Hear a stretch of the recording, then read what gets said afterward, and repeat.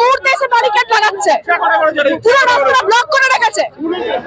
একেবারে দেখতে পাচ্ছেন পুলিশের সঙ্গে ধস্তাধস্তি বাম কর্মী সমর্থকদের বামেদের পক্ষ থেকে আজকে যে মনোনয়ন পত্র জমা দিতে এসেছিল একেবারে আলিপুর জেলা শাসকের এখানে দেখতে পাচ্ছেন দক্ষিণ 24 পরগনা, সেখানে কিন্তু যে ক্ষোভ মূলত এই যে দেখতে পাচ্ছেন অনুমতি নেওয়া সত্ত্বেও পুলিশ রাস্তা ফাঁকা করেনি, বিশাল একটা জ্যাম লেগে গেছে রাস্তায়, সেই কারণেই পুলিশের সঙ্গে ধস্তাধস্তি করে কিন্তু দেখতে পাচ্ছেন পুলিশের সঙ্গে ধস্তাধস্তি করে বাম কর্মী সমর্থকরা তারা কিন্তু একেবারে ঢুকে পড়ছেন, সেই চিত্র আপনাদেরকে দেখাচ্ছি সরাসরি। একটা ধস্তাধস্তি কিন্তু পুলিশের সঙ্গে দেখতে পাচ্ছেন বেশ কিছু বাম কর্মী সমর্থক তারা কিন্তু যেতে পারেনি। কেন কেন যেতে দেওয়া হলো না? রাস্তা ব্লক করে রেখেছে, ক্যান্ডিডেট ঢুকে আগে থেকে জানতো র্যালি আসবে।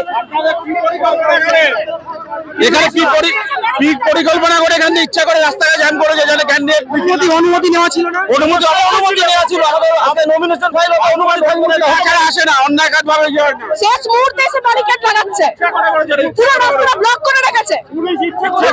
পুলিশ ইচ্ছা করে রাস্তাটাকে ব্লক করে দিয়েছে, এভাবে তৃণমূলকে জেতানো যায় না, মানুষ খেপে গেছে। পুলিশ ইচ্ছাকৃতভাবে তৃণমূলের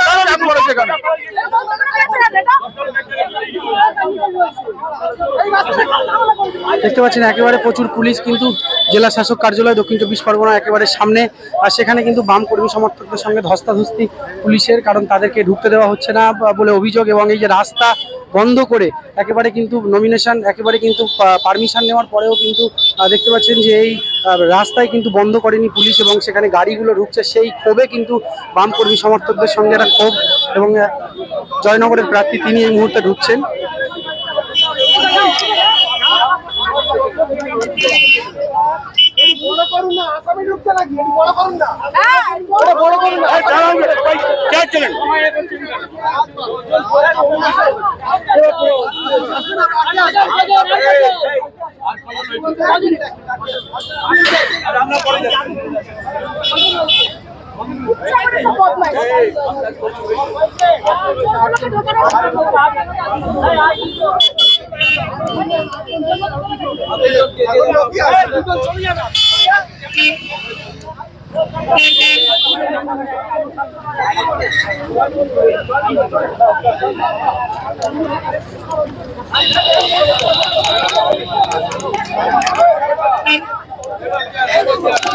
কি বিষয়ে ক্ষোভ আপনাদের?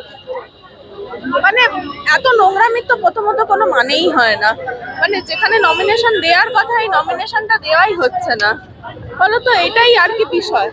অনুমতি তো নেওয়া ছিল, সব অনুমতি নেওয়া ছিল, বামফ্রন্ট অনুমতি ছাড়া কখনো আসে না, সব অনুমতি নেওয়া ছিল। প্রথম থেকে রাস্তাটা কোনো ইচ্ছা করে ব্লক করে রেখেছে গাড়ি দিয়ে, কোনো ব্যারিকেডের কোনো সিন বালাই নেই এখানে, এমন ভাবে প্রার্থী এবং লোক ঢোকাচ্ছে যেন মনে হচ্ছে আসামি ঢোকাচ্ছে, অথচ এরা দুর্নীতি যারা করে, যারা চোর চালামারি করে তাদেরকে জেলে ঢোকাতে পারে না, অথচ গোপালনগরের মোড়ে যে মাইক বাজাচ্ছে কার পারমিশনে বাজাচ্ছে? ডিএই অফিসের কত দূরত্বের মধ্যে, ওটা পাশে সার্ভে বিল্ডিং।